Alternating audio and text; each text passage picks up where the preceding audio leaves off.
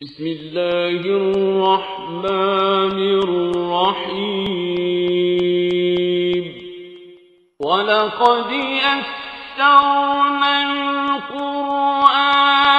لِلذِّكْرِ فَهَلْ مِن مُدَّكِرٍ۔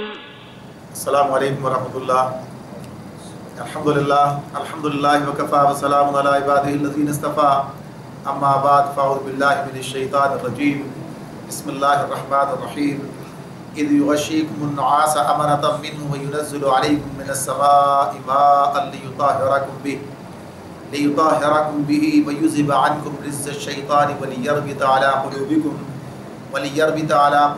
ویثبت بہ الاقدام۔ سورۃ الانفال کی آیت نمبر 11۔ سورہ انفال میں اللہ رب العالمین نے جو ذکر کیا ہے غزوہ بدر پر تبصرہ جو جاری ہے، اسی حوالے سے آگے کی آیات بھی ہمارے سامنے آتی ہیں۔ اس میں فرمایا اللہ نے، اور وہ وقت جب کہ اللہ اپنی طرف سے غنودگی کی شکل میں تم پر اطمینان و بے خوفی کی کیفیت طاری کر رہا تھا، اور آسمان سے تمہارے اوپر پانی برسا رہا تھا تاکہ تمہیں پاک کرے اور تم سے شیطان کی ڈالی ہوئی نجاست دور کرے، اور تمہاری ہمت بندائے اور اس کے ذریعے سے تمہارے قدم جما دے۔ بنیادی طور پر جو مضمون شروع ہوا ہے آغاز سورت سے ہی، اور اس پر ہم نے تھوڑی بات بھی کی ہے کہ انفال کا نام لے کر گفتگو شروع ہوئی۔ یسألونک عن الانفال قل الانفال للہ والرسول، یعنی مال غنیمت کے بارے میں بات شروع ہوئی تھی۔ وہاں سے اللہ نے آغاز کیا ہے کہ لوگ تم سے یہ انفال کے بارے میں، مال غنیمت کے لیے لفظ انفال استعمال ہوا، یعنی نفل کی جمع، یعنی یہ زائد ہے چیز جو اللہ تعالیٰ کی طرف سے بطور انعام کے تمہیں دی گئی ہے، ورنہ اصل تمہارا مطمع نظر یہ نہیں تھا۔ تو اسی حوالے سے اب یہ بات آگے بیان ہو رہی ہے کہ یہ جو غزوہ بدر ہوئی ہے، اور اس غزوہ بدر کے جو نتائج ہیں، ان نتائج میں تمہارا کتنا حصہ ہے اور اللہ تعالیٰ کی مدد کتنی ہے، یعنی اس کو سامنے رکھتے ہوئے یہ بات جو ہے اپنے سامنے رکھو، پھر اس پر بات کرو۔ تو یہاں بھی اللہ تعالیٰ یہ بات بتا رہے ہیں کہ اللہ کی طرف سے یہ جو احسانات تم پر ہوئے، جو مدد اس کی تمہارے ساتھ شامل حال رہی اس موقع پر، تو اس کی دو چیزیں اس میں بیان کی گئی اس آیت کے اندر۔ ایک تو یہ کہ غنودگی کی شکل میں تم پر اطمینان و بے خوفی کی کیفیت طاری کر رہا تھا، یعنی یہ تجربہ اہل ایمان کو غزوہ احد کے اندر بھی ہوا تھا، یعنی جو بعد میں آنے والی ہے، اس کا ذکر بھی سورہ آل عمران میں پیچھے پڑھ کر آ گئے، اور اب یہ پہلے اس سے غزوہ بدر کے اندر بھی اس بات کو اللہ نے بیان کیا ہے۔ تو یہ اطمینان و بے خوفی کی جو کیفیت ہے، اس کیفیت کا معاملہ کہ ایسے حالات کے اندر جب کہ دشمن سر پر ہے اور پہلا معرکہ ہے، یہ بھی نہیں کہ اس سے پہلے کوئی تجربہ ہو چکا ہو اور پہلے اس تجربے سے گزر کر تھوڑا حوصلہ بن گیا ہو، اس لیے کہ غزوہ احد کے پر تبصرے میں اللہ تعالیٰ وہاں پر یہ بات کہتے ہیں کہ بدر، اس سے پہلے بدر میں اللہ تمہاری مدد کر چکا تھا، لہٰذا تمہارا حوصلہ تو بلند ہونا چاہیے، اس وقت کے بعد تمہیں کیوں جو ہے کمزوری دکھا رہے ہو۔ تو یہ بات وہاں پر کی تھی اس طرح، لیکن غزوہ بدر تو پہلا موقع ہے اور ابھی کوئی تجربہ نہیں ہے، تو اس موقع پر جو اہل ایمان کی کیفیت ہے، اس میں سراسیمگی کی کیفیت پیدا ہو جانا یا ہراس کی کوئی کیفیت پیدا ہو جانا کوئی ایسی بات نہیں ہے کہ جسے کہا جائے کہ یہ کیسے ہو گئی ہے۔ تو یہ صورتحال موجود تھی۔ اس صورتحال کے اندر اللہ تعالیٰ کی طرف سے جو ان کے لیے اطمینان و بے خوفی کا انتظام کیا، اور جس کے ذریعے سے گویا کہیے کہ نیند پوری کر کے یا نیند سو کر جو ہے وہ اپنے آپ کو بحال کر سکے، اور ان کے اندر جو تازگی پیدا ہوئی، چستی پیدا ہوئی اگلے دن کے لیے جو کہ لڑائی کا وقت تھا، تو یہ اللہ تعالیٰ کی طرف سے ایک انتظام تھا کہ اس نے ایک بے خوفی کی کیفیت طاری کی اور وہ نیند ان کے اوپر غالب آ گئی، نیند انہیں آئی۔ تو یہ بھی اللہ کا احسان، اللہ کی مدد تھی، ورنہ ایسے موقعوں پر آدمی کو نیند نہیں آتی ہو، جب نیند نہیں آتی ہے تو پھر اتنا وہ چاق و چوبند نہیں رہ پاتا، اتنی چستی اس کے اندر نہیں ہوتی، یعنی یہ بات ہے جو اللہ تعالیٰ جب خود تذکرہ کر رہے ہیں تو اس کی اہمیت اپنی جگہ پر مسلم ہے، اور یہ تجربے کی بات بھی ہے۔ دوسری طرف جو مشرکین کا معاملہ ہے، وہ وہاں پر اپنے جو لہو و لعب کے اندر مبتلا رہے، تو اس بنیاد پر گویا کہیے کہ انہوں نے اپنی چستی کو کھو دیا، نقصان میں رہے۔ تو یہاں پر جو ہے اہل ایمان کو اللہ کی مدد حاصل رہی کہ ساری صورتحال میں جو کہ اس میں وہ مبتلا تھے، اللہ کی طرف سے اطمینان و بے خوفی کی کیفیت کہ انہیں نیند آ گئی۔ اور علی رضی اللہ تعالیٰ نے اس کے بارے میں روایت کرتے ہیں کہ اس رات کا معاملہ یہ تھا، یعنی بدر کی رات کا معاملہ، کہ اس رات میں ہر آدمی سویا، یعنی اس نے سونا چاہا یا نہ چاہا وہ بھی سویا اس رات کے اندر. اللہ کی طرف سے یہ گویا کہ یہ کہ ایک انتظام تھا سوائے نبی کرم صلی اللہ علیہ وآلہ وسلم کے. حالانکہ ان کے بارے میں بھی ایک روایت میں یہ الفاظ آتے ہیں کہ آپ پر بھی غنودگی کی کیفیت طاری ہوئی اور آپ پھر فوراً جو ہے بیدار ہو گئے اور پھر آپ جو ہے اور مسکراتے ہوئے بیدار ہوئے اور اس وقت آپ کو گویا کہیے کہ اللہ کی طرف سے مدد کا مژدہ سنا دیا گیا تھا. تو اس طرح سے یہ اللہ کی مدد کی بات. دوسری بات یہ کہ آسمان سے بارش برس جا کر جو ہے اس نے جو ہے تمہیں پاک کیا اور تم سے شیطان کی ڈالی کی نجاست دور کر دی. تو اس کی بات کیا ہے؟ تو آسمان سے جو پانی برسایا گیا اس بارش کے جو فائدے ہوئے اس میں ایک تو فائدہ یہ ہوا جو اس وقت کے یعنی اس کے بارے میں جو بیان ہوتا ہے کہ وہ جو محاذ جنگ کے میدان کی جو صورتحال تھی کہ اہل ایمان جس جگہ پر تھے وہاں وہ ریتیلی جگہ تھی اور وہ ہلکی بارش ہونے کے نتیجے میں وہ اس مقام پر ریت جم گئی، ان کے لیے آسان ہو گیا جو ہے نقل و حرکت کرنا. اور اس کے مقابلے میں وہ نسبتاً نشیب میں تھے اور وہاں پر زور کی بارش ہوئی، اب زیادہ وہاں پر پانی جمع ہوا اور دلدل کی کیفیت پیدا ہو گئی. جو ہے ان کے لیے یہ چھوٹی چھوٹی چیزیں بظاہر لیکن بڑی بن جاتی ہیں. جب آدمی کے لیے کام کرنے مسائل پیدا ہوتے ہیں تو بس اسی وقت جو ہے اس کے اندر کیفیت اس کی جو کہیے کہ اس میں کم ہمتی کی پیدا ہونے لگتی ہے. تیسری بات اس میں اللہ تعالیٰ نے یہ بات کہی کہ تم سے شیطان کی ڈالی میں نجاست دور کرے. اس کا ایک کام یہ بھی کہ شیطان کی ڈالی نجاست سے مراد کیا ہے؟ یعنی جو سراسیمگی کی کیفیت اس نے اہل ایمان کے اندر پیدا کر دی تھی اللہ نے اس کو بھی دور کر دیا، ایک تر و تازہ جو ہے انہیں کر دیا گیا اور یہ کیفیت ان کے دل سے دور کر دی گئی. تمہاری ہمت بنداز کے ذریعے سے تمہارے قدم جما دے. تو یہ اس قدم جمانے کی بات بھی ہو گئی، زمین بھی ہموار ہو گئی، دوسرے اللہ کی مدد شامل ہے، وہی تثبت به الاقدام کی بات ہے. اذ یوحی ربک الی الملائکۃ انی معکم فثبتوا الذین آمنوا سألقی فی قلوب الذین کفروا الرعب فاضربوا فوق الاعناق واضربوا منهم کل بنان. اور وہ وقت جب کہ تمہارا رب فرشتوں کو اشارہ کر رہا تھا کہ میں تمہارے ساتھ ہوں، تم اہل ایمان کو ثابت قدم رکھو، میں ابھی ان کافروں کے دلوں میں روب ڈالے دیتا ہوں، بس تم ان کی گردنوں پر ضرب اور جوڑ پر چوٹ لگاؤ. یہ اللہ رب العالمین نے فرشتوں کی جو مدد کا وعدہ کیا ہے اور پیچھے اس کا ذکر ہم پڑھ چکے پچھلی مرتبہ میں، تو اسی حوالے سے یہ جو فرشتوں کو ہدایت اللہ کی طرف سے دی گئی ہے اس ہدایت کا ذکر ہے کہ اللہ تعالیٰ نے انہیں کیا ہدایت دی ہے. اب اس میں ایک بات تو یہی کہ اہل ایمان کی ہمت بندانے کا کام، یعنی جس طرح سے شیطان وسوسے ڈالتا ہے کہ ان کے اندر جو ہمت بندانے کا کام کرتے ہیں، ان کا ساتھ دینے کی بات کرتے ہیں کہ ان کے ساتھ اس طرح لگے رہتے ہیں، ان کی ہمت بنداتے ہیں اور اس کی مختلف کیفیات ہو سکتی ہیں. اس میں یہ بات ایک تو یہ بعض مفسرین نے یہ بات بیان کی ہے کہ صرف ہمت بندانے کا کام نہیں بلکہ قتال کا کام بھی ان سے لیا گیا، یعنی انہوں نے بھی یہ کام کیا اہل ایمان کے ساتھ مل کر. اور دوسری تفسیر اس کی یہ آتی ہے جیسے تفسیر القرآن مولانا نے لکھا ہے کہ جو اللہ تعالیٰ کا طرف نے جو بعض چیزیں ہمیں بتائی ہیں دوسرے مقامات پر اس سے یہ نتیجہ اخذ کیا ہے کہ فرشتوں سے قتال کا کام نہیں لیا گیا ہوگا بلکہ ساتھ رہنے اور ہمت بندانے اور جیسے کہ کوئی کام کرتے ہیں ایک ضرب لگی تو اسے صحیح طور پر بٹھانے یعنی اس کو صحیح مقام یعنی ہدف کا تعین کرنے کے اندر جو مدد دینے کی بات ہے یہ کام ان سے لیا گیا، باقی براہ راست ان سے کام نہیں لیا گیا. بہرحال دونوں چیزوں میں جو بھی بات ہے بات اصل میں یہی ہے کہ اللہ کی مدد جو ہے وہ شامل حال رہی اور جیسے بھی اس مدد کو اللہ تعالیٰ نے اہل ایمان کے لیے مفید بنایا. بہرحال یہ بات اپنی جگہ ہے کہ فرشتے اہل ایمان کی مدد کے لیے موجود تھے اور وہ گویا کہیے کہ کافروں کے خلاف مدد تھی اور کافروں کے لیے جو اس مقام پر اللہ تعالیٰ یہ بات کہہ رہے ہیں کہ گردنوں پر ضرب اور جوڑ پر چوٹ لگاؤ، چاہے یہ اہل ایمان کی ضرب اور چوٹ کو جو ہے مؤثر بنا دینے کی بات ہو یا ان کا خود بھی اس کے اندر شریک ہو جانا ہو. یہ بہرحال مدد کی بات تھی. ذالک بانہم شاقوا اللہ ورسولہ ومن یشاقق اللہ ورسولہ فإن اللہ شدید العقاب. یہ اس لیے کہ ان لوگوں نے اللہ اور اس کے رسول کا مقابلہ کیا اور جو اللہ اور اس کے رسول کا مقابلہ کرے اللہ اس کے لیے نہایت سخت گیر ہے، شدید العقاب. یہ بات اس مقام پر جو ہمارے سامنے آتی ہے اور اس سے آگے بھی پھر ایک مرتبہ اور آئے گی. ایک طرف تو اہل ایمان کی اللہ مدد کرنے کی بات کرتے ہیں کہ اہل ایمان کا ساتھ دیتے ہیں، اہل ایمان کی مدد کرتے ہیں، ان کی نصرت فرماتے ہیں، ان کے قدم جما دیتے ہیں. یہ اہل ایمان کے ساتھ تعلق کی بنیاد پر ہے، یعنی اہل ایمان نے اپنے آپ کو اس کا مستحق بنایا، اس لائق بنایا کہ انہیں اللہ کی مدد، اللہ کی معیت، اللہ کی طرف سے نصرت حاصل ہو جائے. ایک بات تو یہ.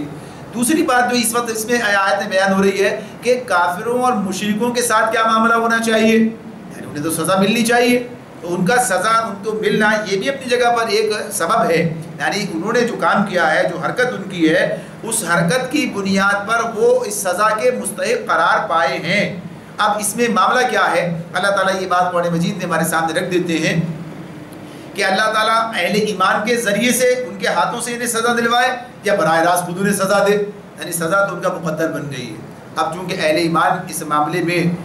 ثابت قدم ہے، موجود ہیں اور اپنا کام کر رہے ہیں، تو اللہ نے انہی کے ذریعے سے یہ سزا کا معاملہ جو ہے، سزا کا عمل جو ہے جاری کیا ان کے اوپر۔ تو گویا کہیے کہ یہ سزا ان کا مقدر تھی، اگر ایسا نہ ہوتا تو دوسرے ذریعے سے سزا دی جاتی، جیسے کہ آج کل کے حالات ہیں، اس کے اندر بھی یہ بات ہے کہ مسلمانوں کی کمزوری تو اپنی جگہ اور مسلمانوں کی بدحالی اور اس کے نتائج وہ اپنی جگہ پر ہیں، لیکن ظالموں کو ان کے ظلم کا بدلہ یہ اپنی جگہ پر دیا جائے گا اور دیا جاتا ہے۔ اور اسی میں یہ بھی ہم دیکھتے ہیں کہ کس طریقے سے یہ جو اقوام ہیں جو کہ ظلم کر رہی ہوتی ہیں، انہیں اللہ تعالیٰ ایک ظالم کو دوسرے ظالم سے ٹکرا کر کبھی سزا دلواتا ہے، یعنی یہ طریقہ ہوتا ہے، یا اللہ کی طرف سے عذاب کی دوسری شکلیں آ جاتی ہیں۔ تو وہ ان کا جو مستحق عذاب ہونا ہے وہ اپنی جگہ پر ایک الگ بات ہے۔ یہ الگ بات کہ اگر اہل ایمان جو ہے وہ اپنا کام کر رہے ہوں گے صحیح بنیادوں پر تو اللہ ان کے ذریعے سے یہ کام کرے گا۔ تو یہاں پر یہ بات اس طرح بیان کی گئی کہ ان کے ساتھ یہ اس لیے کیا گیا کہ انہوں نے اللہ اور اس کے رسول کا مقابلہ کیا، شاق اللہ و رسولہ۔ اور پھر یہاں پر ایک اصول بیان کر دیا اللہ تعالیٰ نے کہ یہ بات معلوم ہو جائے کہ جو بھی اللہ اس کے رسول کا مقابلہ کرے اللہ اس کے لیے نہایت سخت گیر ہے۔ اللہ اس کے رسول کا مقابلہ کیسے ہوتا ہے؟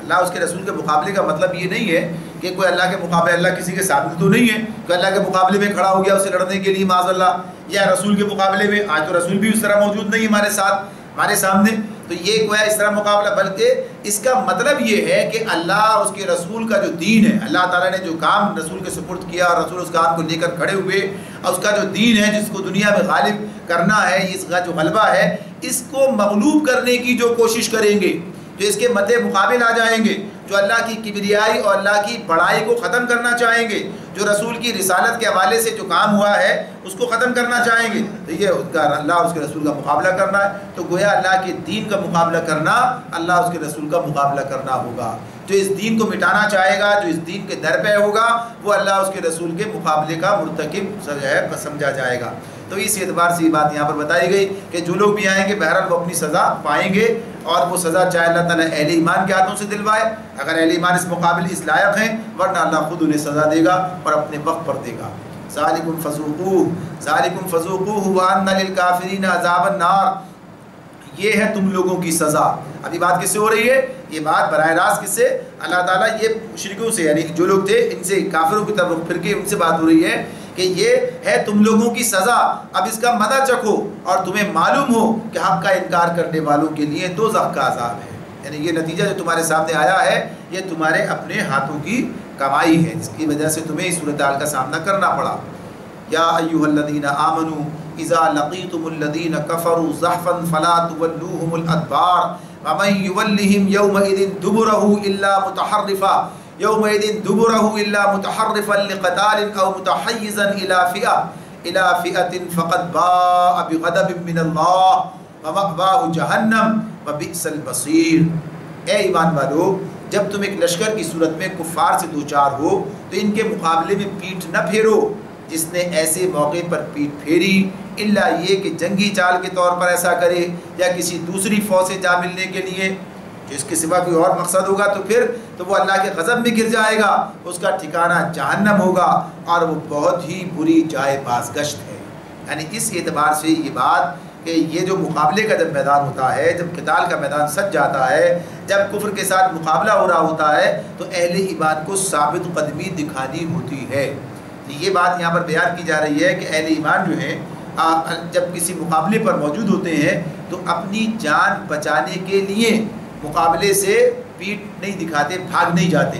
یہ الگ بات ہے کہ جنگی حکمت عملی کے طور پر ایسا کیا جائے، یہ الگ بات بیان ہو رہی ہے کہ جنگی حکمت عملی ایک آدمی کی نہیں ہوتی ہے۔ جنگی حکمت عملی جو ہے فوج کی جو لیڈرشپ ہے اس کی ہوتی ہے، یعنی وہ جب لیڈرشپ ایک فیصلہ کرتی ہے پوری فوج کے لیے فیصلہ ہوتا ہے اور اس اعتبار سے پھر اس کے اثرات ہوتے ہیں، نتائج ہوتے ہیں۔ اور یہ جو بھگدڑ ہوتی ہے، یہ جو کہا گئی ہے کہ فوج کے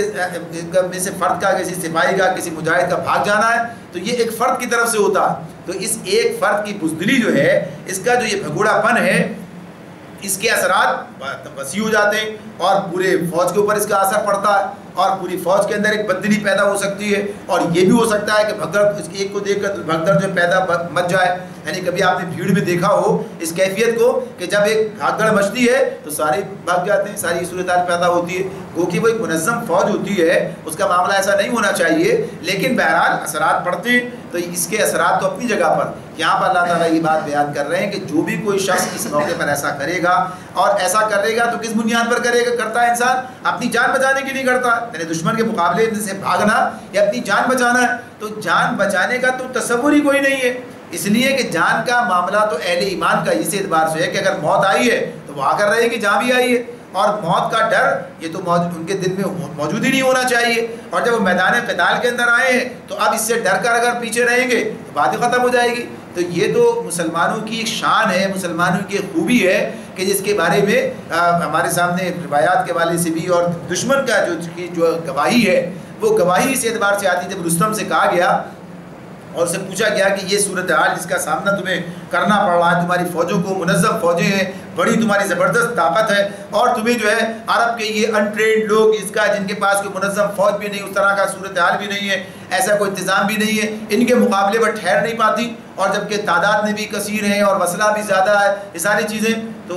اس نے جو بات کی اس موقع پر وہی بات تھی کہ ہمارا جو فوجی ہے وہ اپنی جان بچانے کے لیے لڑتا ہے، اور ان کا جو فوجی ہے جان کے خوف سے بے نیاز ہو کر اور گویا کہیے کہ مرنے کے لیے لڑتا. یعنی شہادت ہے مطلوب و مقصود مومن، یعنی اس کیفیت سے تو یہ اس کیفیت سے سرشار ہوتا. تو دونوں کے اندر بڑا بنیادی فرق واقع ہو جاتا. تو یہ ایک مومن کی شان تو یہ ہے. تو اگر وہ جان بچا کر بھاگے گا تو صورتحال کیا بن جائے گی. تو اس اعتبار سے یہ ایک بہت بڑا جرم ہے کہ جس کی سزا جو ہے یا قرآن اللہ تعالیٰ نے بیان فرما دی ہے کہ اس پر اللہ کا غضب ہوگا اور وہ جہنم میں چلا جائے گا. یعنی جو یہ کام کرے گا اس اعتبار سے تو یہ گویا کہ اس کا یہ عمل اسے جہنم تک پہنچا دے گا. یعنی دشمن کے مقابلے سے فرار ہو جانا اپنی جان بچانے کے چکر میں اور ایسے حالات کے اندر، اور گویا کہیے کہ دوسروں کو بھی نقصان سے دوچار کر دینے کی کیفیت میں یہ پیدا کر دینا. تو اس میں نبی کرم صلی اللہ علیہ وسلم کا ارشاد ہے، آپ نے فرمایا کہ 3 گناہ ایسے ہیں کہ ان کے ساتھ کوئی نیکی فائدہ نہیں دیتی. 3 گناہ ایسے ہیں کہ جن کے ساتھ کوئی نیکی فائدہ نہیں دیتی. نمبر 1 شرک ہے، دوسری والدین کی حق تلفی ہے، اور تیسرے میدان قتال فی سبیل اللہ سے فرار ہے. یعنی یہ 3 عمل ایسے جن کے بارے میں بتایا کہ نیکی بھی کوئی انسان کو فائدہ نہیں دے گی بلکہ جہنم میں جانا پڑے گا.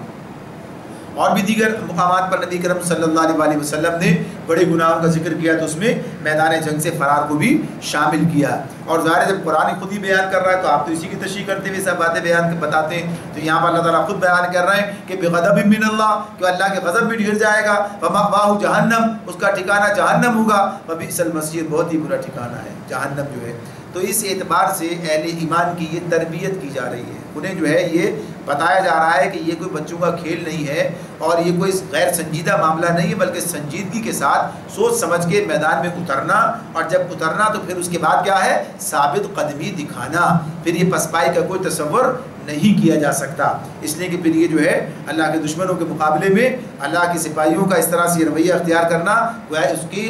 دین کی اور اس کی توہین ہے اس اعتبار سے. ہاں یہ بات اس کے اندر جو استثناء دیا گیا کہ یا تو جنگی چال کے طور پر یا اپنی پچھلی فوج سے جان ملنے کے لیے، یعنی طاقت کم ہے، پتہ چل رہا ہے کہ یہ معاملہ اس طرح ہے، تو ایک منظم پسپائی تاکہ جا کر اپنے مرکز سے مل جائیں اور دوبارہ پھر مزید تیاری کے ساتھ حملہ آور ہوں. تو اس اعتبار سے یہ پسپائی کا جو ہے تصور موجود ہے. جیسے کہا کہ فرد کا معاملہ نہیں ہے بلکہ معاملہ کس کا ہے، یہ جنگی حکمت عملی کے تحت جب فوج کی قیادت فیصلہ کرے گی اس وقت میں یہ کام کیا جا سکتا ہے، اور اس کا مقصد صرف یہی ہوگا کہ اگلی دفعہ یعنی پلٹنے کے لیے مزید تیاری کے ساتھ اور اس حوالے سے جان بچانے کے چکر میں یہ کام نہیں کیا جا رہا ہے. فَلَمْ تَقْتُلُوهُمْ وَلَٰكِنَّ اللَّهَ قَتَلَهُمْ وَمَا رَمَيْتَ إِذْ رَمَيْتَ وَلَٰكِنَّ اللَّهَ رَمَىٰ وَلِيُبْلِيَ الْمُؤْمِنِينَ مِنْهُ بَلَاءً حَسَنًا إِنَّ اللَّهَ سَمِيعٌ عَلِيمٌ.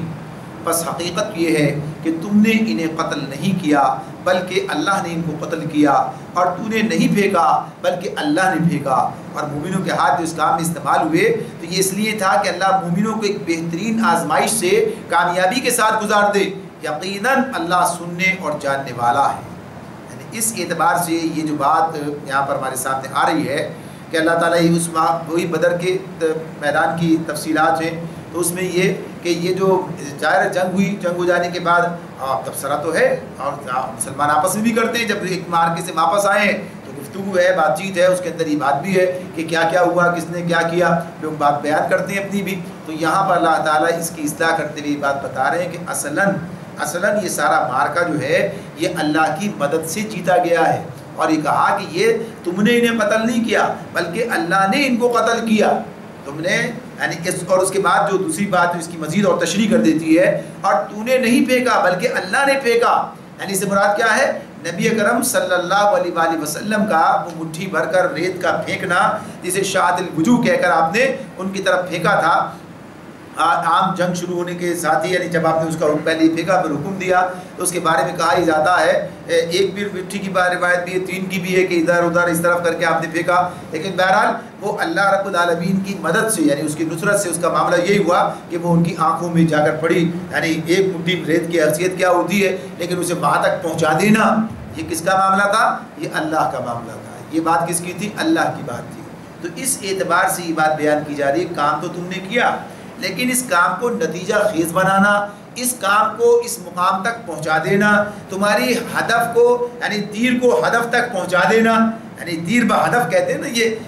ورنہ کیا ہے؟ ظاہر سے ابھی جو پیچھے بات ہو رہی تھی کہ وَضْرِبُوا فَوْقَ الْأَعْنَاقِ وَاضْرِبُوا مِنْهُمْ كُلَّ بَنَانٍ، یہ بات جو ہوئی تھی. تو یہ اس اعتبار سے کہ یہ براہ راست تم ان کی مدد کرو، اس طرح سے یہ جو وار ہو وہ کاری ہو، جو وار ہو وہ اپنے ہدف پر پورا اترے. اس طرح سے گویا اس کی اللہ وضاحت کر رہے ہیں، بتا رہے ہیں کہ یہ جو قتال کا معاملہ تھا، اس میں صرف تمہارا یہ کارنامہ یہ نہیں ہے کہ تم سوچو کہ ہم نے سب کچھ کر گزرے ہیں، بلکہ اس میں اللہ کی مدد سے ہی یہ سارا کام ممکن ہو سکا. اور یہ بات بیان کی گئی، بتایا ہے. اب بندہ یعنی جب اللہ تعالیٰ کے راستے میں نکلتا ہے اور اللہ تعالیٰ کے راستے میں اپنے آپ کو پیش کر دیتا ہے تو پھر اللہ تعالیٰ خود ہی بات بیان کرتے ہیں. یعنی وہ تو حدیث دوسرے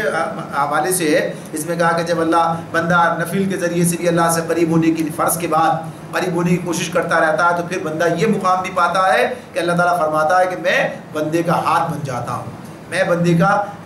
پیر بن، یعنی اس کا ہاتھ بن جاتا ہوں، اس کی نظر بن جاتا ہوں، نگاہ، وہ اس سے جو ہے کام کرتا ہے، اس سے کام لیتا ہے. یعنی اللہ کی مدد اس کے شامل حال ہوتی ہے، جسے علامہ نے اس طرح سے کہا ہے ہاتھ ہے اللہ کا بندہ مومن کا ہاتھ ہے اللہ کا بندہ مومن کا ہاتھ، غالب و کار آفری، کار کشا و کار ساز. یعنی یہ بات جو ہے اس اعتبار سے کہ اللہ رب العالمین کی مدد ہے. اللہ تعالیٰ نے اس اعتبار سے جو ہے اہل ایمان کو یہ طاقت عطا فرمائی کہ یہ مقابلہ کہا بھی ہے کہ یہ اللہ سے مقابلہ ہے، یہ ان لوگوں سے نہیں ہے، بلکہ یہ اللہ کے ساتھ مقابلہ کرنے کے لیے کھڑے ہوئے ہیں. تو اس کے نتیجے میں اللہ کی یہ مدد اور نصرت ان کے ساتھ رہی کہ ان کے تمام کام جو ہیں وہ کارآمد ہوئے اور نتیجہ خیز ہوئے. تو اس طرح یہ بتایا جا رہا ہے کہ تمہیں یہ سمجھ لینا چاہیے کہ اصل سبب نہیں بلکہ مسبب الاسباب، جو اسباب کا بنانے والا ہے اس طرف متوجہ ہو جاؤ، اس کے ساتھ تعلق. یعنی کسی قسم کا فخر، کوئی غرور، کوئی تکبر، کوئی اپنے اوپر تھوڑا کوئی اترانے کی والی کیفیت، یعنی کوئی چیز پیدا نہیں ہونی ہے. اس لیے کہ اللہ کی مدد سے کام ہوا ہے تو اللہ تعالیٰ جو چاہتا ہے کہ شکر گزاری ہونی چاہیے، مزید اس کے ساتھ جو ہے اس کے استغفار اور سب چیزیں اس حوالے سے ہونی چاہیے کہ اللہ کی مدد شامل حال رہی. تو فرمایا اللہ تعالیٰ نے کہ بے شک اللہ تعالیٰ نے وَلِيُبْلِيَ الْمُؤْمِنِينَ مِنْهُ بَلَاءً حَسَنًا، تاکہ اللہ مومنوں کو ایک بہترین آزمائش کے ساتھ، کامیابی کے ساتھ گزارے. ایک ترجمہ تو ہم نے یہ کیا ہے، ایک بات اس کی اور بھی ہوتی ہے وَلِيُبْلِيَ الْمُؤْمِنِينَ مِنْهُ بَلَاءً حَسَنًا کی، کہ تاکہ اللہ آزمائش، یہ جو ہے ابتلا کیا ہے، بلا کیا ہے، آزمائش ہے، مومنین کی بلاءً حسنہ، اچھی آزمائش. تو یہ بھی کہا کہ فتح و نصرت جو عطا کی ہے وہ یہ بھی ایک آزمائش کے طور پر ہے کہ اچھے حالات بھی آزمائش ہے کہ اب دیکھیں تم کیا کرتے ہو. یعنی یہ بھی گویا کہ یہ اس کو اس پہلو سے بھی بیان کر دیا گیا. بعض مفسرین نے اس کو اس طرح بیان کیا کہ اب یہ جو تمہیں کارکردگی پر یہ اپنی جگہ پر کہ اللہ نے یہ تمہیں انعام عطا فرما دیا ہے تو یہ بھی تمہاری آزمائش بن گیا کہ اب تم اسے اللہ سے منسوب کرتے ہو یا اپنا ذاتی کارنامہ انجام بتاتے ہو اسے. یعنی یہ بھی ایک آزمائش بن گئی اور پھر اسے بات کیا رویہ اختیار کرتے ہو. ان اللہ سمیع علیم، بے شک اللہ سننے والا اور جاننے والا ہے. ذالکم وان اللہ موہن کید الکافرین، ذالکم وان اللہ موہن کید الکافرین. ذالکم کا کیا، یہ تو تمہارے ساتھ معاملہ ہوا، یہ یعنی تمہارے ساتھ کیا معاملہ ہوا کہ اللہ تمہاری مدد کرنے والا بن گیا، یعنی اللہ تمہارے ساتھ ہے، اللہ تمہارا ہاتھ بن گیا، اللہ تمہاری جو ہے طاقت بن گیا. یعنی تمہارے ساتھ تو یہ معاملہ ہوا. اور کافروں کے ساتھ کیا معاملہ ہوا کافروں کے ساتھ یہ معاملہ ہوا وَأَنَّ اللَّهَ مُوهِنُ كَيْدِ الْكَافِرِينَ کہ کافروں کے ساتھ معاملہ یہ ہے کہ اللہ ان کی چالوں کو، قید کو، ان کے جو ہے وہ کمزور کرنے والا، یعنی اللہ تعالیٰ انہیں ضائع کرنے والا، ان کی ساری چالیں، ان کی ساری تدبیریں جو ہیں وہ ناکام ہو جائیں گی، یعنی اللہ کی مدد ان سے شامل حال نہیں ہوگی، اور جب اللہ کی مدد شامل حال نہیں ہوگی تو غلط غلط فیصلے کریں گے، نتائج غلط نکلیں گے، اس طرح نہیں نکلیں گے۔ ظاہر ہے کہ جب کوئی پیچھے روشنی دکھانے والا اور رہنمائی کرنے والا ہے تو صحیح فیصلے ہوتے ہیں، ورنہ غلط بھی ہوں گے، صحیح بھی ہوں گے، اور جو اللہ کے مقابلے پر آئے گا تو غلط ہی کام کرنے کے لیے کھڑا ہوا ہے، تو غلط کا کام کا غلط نتیجہ اس کے سامنے آ رہا ہے، تو اللہ ان کی چالوں کو کمزور بھی کرتا ہے، یعنی ان کے یہ کس بنیاد پر کرتا ہے؟ وہی بات جو پیچھے گزر گئی کہ ان کا جرم ایسا ہے کہ ان کا ساتھ نہ دیا جائے بلکہ انہیں سزا دی جائے، سزا دینے کے لیے یہ کام ہے کہ اللہ ان کی چالوں کو کمزور کرنے والا ہے۔ اور اس کے بعد کہا ان تستفتحوا فقد جاءکم الفتح وَإِن تَنْتَهُوا فَهُوَ خَيْرٌ لَكُمْ وَإِن تَعُودُوا نَعُدْ وَلَن تُغْنِيَ عَنْكُمْ فِئَتُكُمْ شَيْئًا وَلَوْ كَثُرَتْ وَأَنَّ اللَّهَ مَعَ الْمُؤْمِنِينَ وَأَنَّ اللَّهَ مَعَ الْمُؤْمِنِينَ۔ اللہ تعالیٰ فرماتے ہیں ان کافروں سے کہہ دو اگر تم فیصلہ چاہتے تھے تو لو فیصلہ تمہارے سامنے آ گیا، اب باز آ جاؤ تو تمہارے ہی لیے بہتر ہے، ورنہ پھر پلٹ کر اسی حماقت کا اعادہ کرو گے تو ہم بھی اسی سزا کا اعادہ کریں گے، اور تمہاری جمعیت خواہ وہ کتنی ہی زیادہ ہو تمہارے کچھ کام نہ آ سکے گی، اللہ مومنوں کے ساتھ ہے، اللہ مومنوں کے ساتھ ہے۔ یہ بات جس میں بیان کی جا رہی ہے کہ تم فیصلہ چاہتے تھے، فیصلہ تمہارے سامنے آ گیا، اس سے کیا مراد ہے؟ کیا فیصلہ چاہتے تھے؟ تو اس کے بارے میں یہ بات بیان کی گئی ہے کہ جب یہ لوگ مکے سے روانہ ہونے لگے لڑنے کے لیے، لشکر تیار ہو گیا،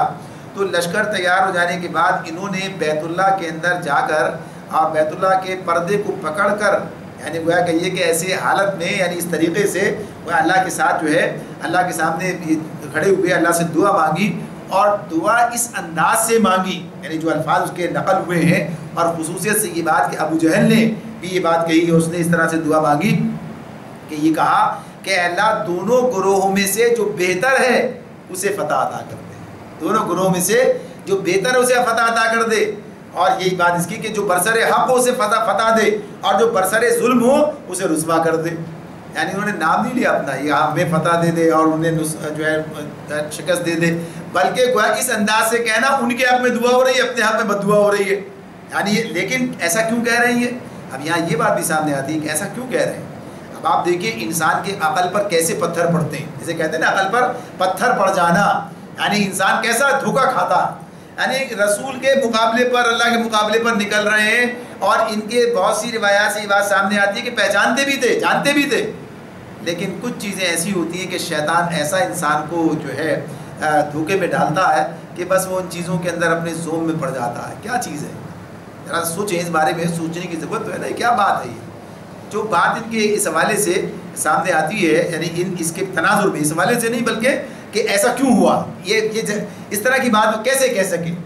ان کا خیال یہ تھا، یعنی اس میں بعض لوگ کہتے ہیں نا، جیسے آج کے دور میں بھی آپ یہ دیکھیں گے بعض لوگ کہتے ہیں بھائی حقوق العباد کی بڑی اہمیت ہے، حقوق العباد کی بڑی اہمیت ہے، اور حقوق العباد کی اہمیت کا مطلب وہی جو میں سمجھتا ہوں کہ ہاں کیسے، ہاں بھائی میں تو اپنے بچوں کے لیے اور فلانے کے لیے اور اس کے لیے بھائی اسی میں لگا رہتا ہوں ساری زندگی میں نے، اور یہ بڑا کام ہے، حقوق العباد کی کتنی اہمیت ہے، اپنے آپ کو اس پر مطمئن، بھائی یہ سب سے، یہ تو بہرحال جو اللہ اللہ کرتے ہیں لیکن حقوق العباد چھوڑے بیٹھے ہیں اور یہ اپنی طور فرض کر لیا ہے، یہ ساری باتیں اس طرح سے، اور اس کو اپنے آپ کو مطمئن سمجھنا اور مطمئن رکھنا کہ ہم تو یہ کام کر رہے ہیں،